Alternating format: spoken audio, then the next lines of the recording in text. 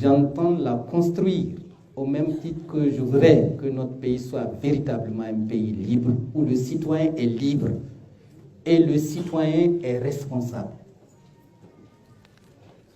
Mais pour que le citoyen sache qu'il est libre, nous avons au niveau de l'Umana un programme qui concerne le secteur de la justice. Aujourd'hui, le gouvernement nomme un procureur. Et le procureur a vocation à faire tout ce que le gouvernement lui demande. Arrêter un tel, le procureur ne demande pas, on l'arrête. Pourquoi? Il dit à la police judiciaire, convoquez-le. Même si vous faites 48 heures à la PJ, on a porté atteinte à votre liberté. Et si on vous interpelle, le procureur peut demander que votre détention au niveau de la police judiciaire soit prolongée de 48 heures encore. Donc 96 heures. Vous allez faire 4 jours là-bas. N'est-ce pas? Et on vous amène devant lui. Si vous êtes devant le procureur, s'il veut vraiment, comme le lui a demandé le pouvoir, qu'on vous fasse mal, on choisit parmi les magistrats de la chambre d'instruction celui qui est le plus compréhensif vis-à-vis du pouvoir. On vous livre à lui et sans rien demander, sans même s'assurer que vous avez effectivement commis une faute ou pas, il fait un mandat dépôt, on vous prend, on vous amène dans une prison, souvent celle qui est au moins éloignée de 50 km de Niamey.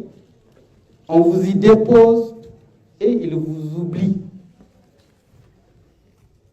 Il y a de nombreux exemples par rapport à cela.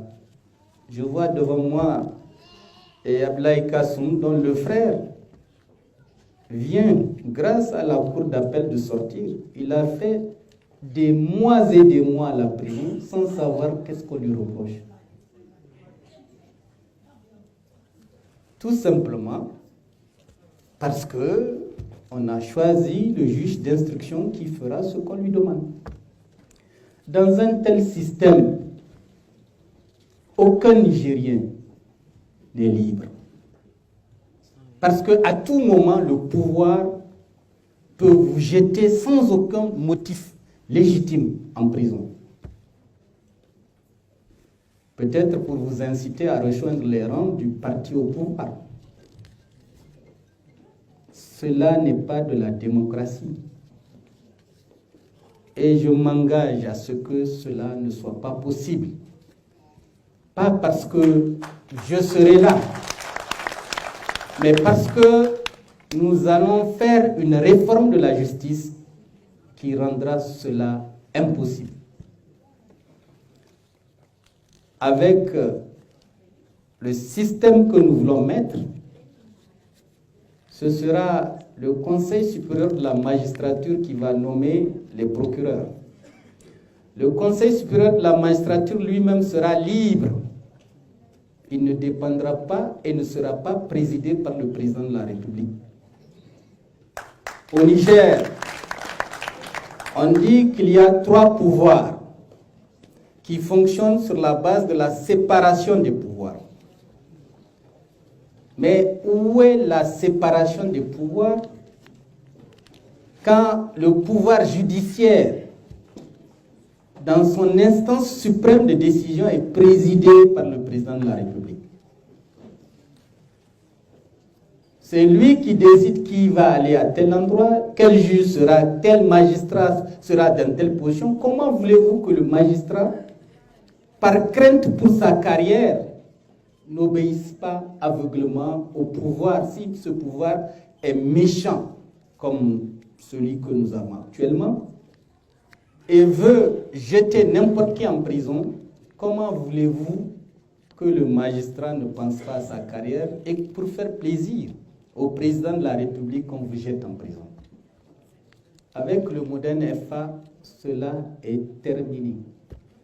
Le président ne présidera pas le Conseil supérieur de la magistrature et les membres du Conseil supérieur de la magistrature, comme le président de la République, comme les députés, puisque le pouvoir exécutif, c'est le président de la République, il est élu.